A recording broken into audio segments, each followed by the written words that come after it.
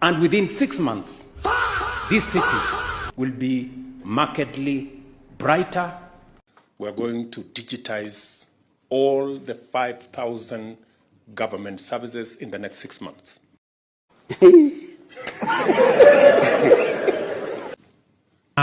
Tumekubaliana ya kwamba kila chief in the next 6 months atakuwa na tablet.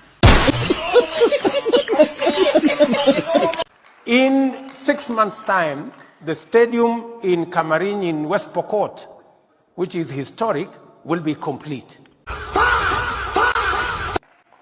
Mimi nataka nikueleze hivi. Nimekuja hapa mlimani baada ya miezi 6. Kwamba SHA ita collapse in 6 months.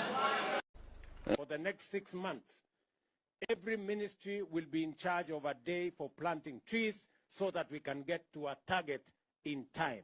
Hii barabara ndani ya miezi 6 itakuwa imekamilika kufika pale Gilgil.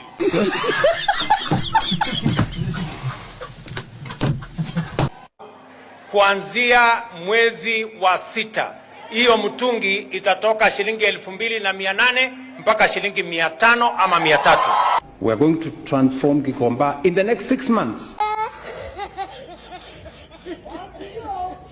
A gentleman from the village here was telling me how in the last 6 months he has made 500,000